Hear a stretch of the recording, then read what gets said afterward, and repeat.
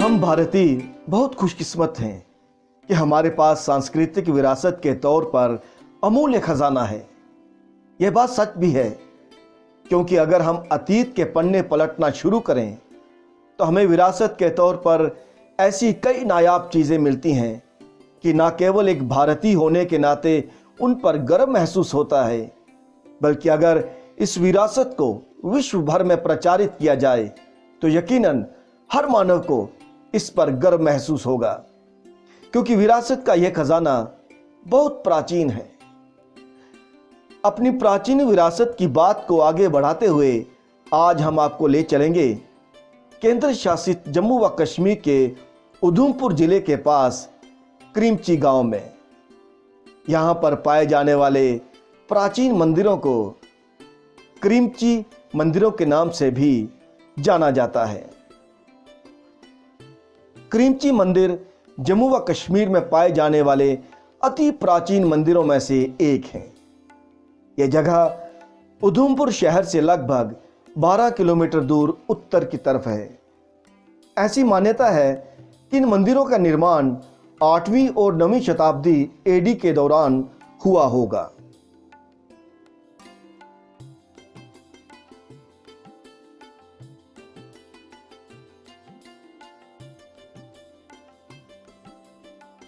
जम्मू में यूँ तो काफ़ी सारे पर्यटन स्थल हैं। पहले तो इनको इग्नोर किया गया, बनाया नहीं गया।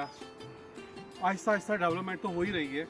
हम यूँ कहें कि दफ़ा 370 टूटने के बाद आज उस जगह पर जो यहाँ कहीं पहले में कुछ वर्ष पहले यहाँ आता था तो तकरीबन कोई 2.5 से 3 किलोमीटर मुझे पैदल चलकर पत्थरों पे झाड़ियों में इस पांडव गुफा यहाँ पर आना पड़ता था। लेकिन अब डेवलपमेंट काफ़ी हो गई है, सड़क अच्छी बन गई है। अभी सड़क पे तारकोल तो बिछना है, लेकिन फिर भी गाड़ियाँ यहाँ से जा सकती है इजीली, कोई ऐसा मुश्किल नहीं है। आज आपको मैं लेकर चलता हूँ पांडव गुफा, क्रीमची टेम्पल। क्रीमची टेम्पल है क्या, कहाँ पर ये है? जम्मू से तकरीबन कोई 60 से 65 किलोमीटर दूर है। रास्ता बिल्कुल साफ है, बिल्कुल क्लीन, कोई ऐसी दिक्कत नहीं है। रास्ते में काफ़ी खूबसूरती भी है। अभी आपको बताएंगे कि ये जगह कैसी है और यहाँ पर अपनी फैमिली को लेकर के एटलीस्ट ज़रूर आए। चलो।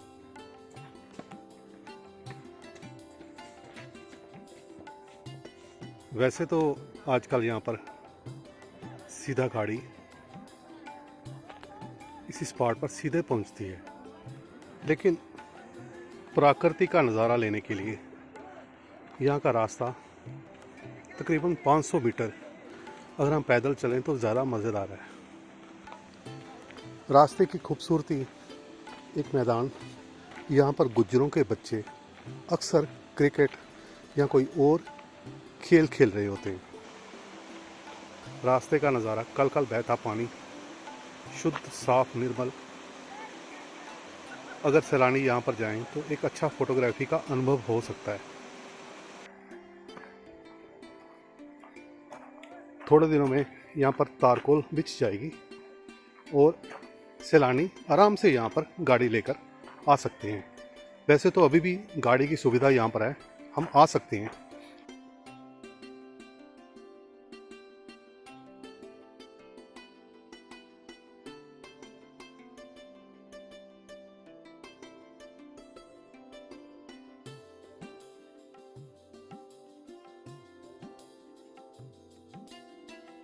मंदिरों के इस समूह को स्थानीय भाषा में पांडव मंदिरों के नाम से भी जाना जाता है।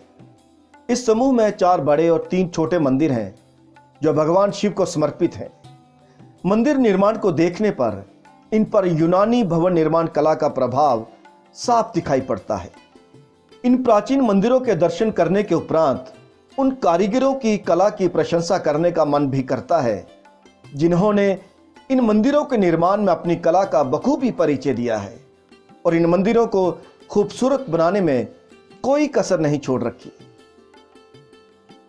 ऐसी मान्यता है कि महाभारत काल के दौरान हुए राजा कीचक ने क्रीमची कस्बे की नींव रखकर अपने राज्य की स्थापना की थी। ऐसा माना जाता है कि जब कौरवों और पांडवों के बीच खेले गए जुए में कौरवों के छल कपट से पांडव हार गए, तब कौरवों ने उन्हें देश निकाला दे दिया। उस दौरान जब वो देश निकाला काट रहे थे, तब यही करीमची में उन्होंने अपने निर्वासन का अधिकतर वक्त व्यतीत किया था। एक दंत कथा के मुताबिक राजा कीचक का पांडवों ने वध कर दिया और करीमची कीचक की मृत्यु के उपरांत सदियों तक बिना किसी राजा के रहा। धार्मिक पर्यटन की दृष्टि से करीमची एक महत्वपूर्ण स्थान है। यहां पर पर्यटकों के आकर्षण का केंद्र 3 प्राचीन मंदिरों के खंडहर मिलते हैं। यहां पर भगवान शिव, माता पार्वती और भगवान गणेश की प्रतिमाएं स्थापित हैं। मुख्य मंदिर लगभग 50 फीट ऊंचा है।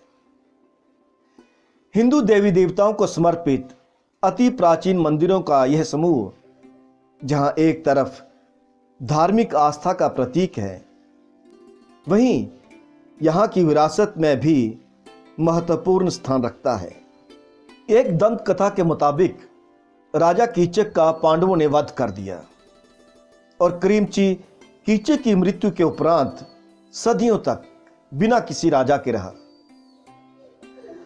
धार्मिक पर्यटन की दृष्टि से करीमची एक महत्वपूर्ण स्थान है। यहां पर पर्यटकों के आकर्षण का केंद्र 3 प्राचीन मंदिरों के खंडहर मिलते हैं। यहां पर भगवान शिव, माता पार्वती और भगवान गणेश की प्रतिमाएं स्थापित हैं। मुख्य मंदिर लगभग 50 फीट ऊंचा है। हिंदू देवी देवताओं को समर्पित अति प्राचीन मंदिरों का यह समूह, जहां एक तरफ धार्मिक आस्था का प्रतीक है, वहीं यहां की विरासत में भी महत्वपूर्ण स्थान रखता है। मंदिरों के बारे में कहा जाता है कि मंदिरों का यह समूह एक बार में नहीं बनाया गया होगा। हर मंदिर कुछ अंतराल के बाद बनाया गया होगा। प्राचीन करीमची मंदिरों के बारे में यहां के स्थानीय लोगों की धारणा को नकारा नहीं जा सकता। उनके अनुसार इन मंदिरों का निर्माण महाभारत काल में ही हुआ है। ऐसी मान्यता है कि पांडवों द्वारा बनाए गए ये मंदिर वक्त गुजरने के साथ साथ जीर्ण अवस्था में पहुंचकर खंडहरों के रूप में परिवर्तित हो गए होंगे। फिर 8वीं तथा 9वीं शताब्दी एडी में इन मंदिरों का पुनर्निर्माण किया गया होगा। कुछ साहित्यकारों का यह भी कहना है कि इन मंदिरों का निर्माण 2री शताब्दी एडी में कुषाण राजवंश द्वारा किया गया, जब वो कश्मीर की तरफ जा रहे थे।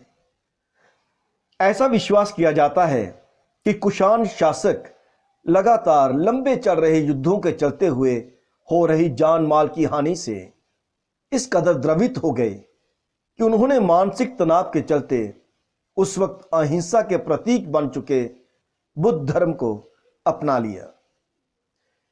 कुछ साहित्यकारों का यह भी कहना है कि यह मंदिर उस वक्त के कुछ काल के बाद निर्मित किए गए होंगे, जबकि कुछ का कहना है कि 8वीं और 9वीं शताब्दी एडी में मंदिरों का निर्माण जम्मू के देव वंश द्वारा करवाया गया। इन प्राचीन मंदिरों की इमारतें ऐतिहासिक विरासत में महत्वपूर्ण ऐतिहासिक साक्ष्य के रूप में आज विद्यमान हैं। आजकल इन्हें आर्कियोलॉजिकल सर्वे ऑफ इंडिया ने अपने अधीन ले रखा है और इनकी देखभाल करके इन्हें बचाने के हर संभव प्रयास किए जा रहे हैं। ऐसा कहा जाता है कि हमें अपनी विरासत को सहेज कर रखना चाहिए, क्योंकि ये वो जड़ें हैं जिनसे विमुख होते ही हम अपना अस्तित्व खो बैठेंगे। अगर हमें अपने अस्तित्व को बचाकर रखना है तो उसके लिए अपनी सांस्कृतिक, धार्मिक और ऐतिहासिक विरासत को संभाल कर रखना अत्यंत आवश्यक है।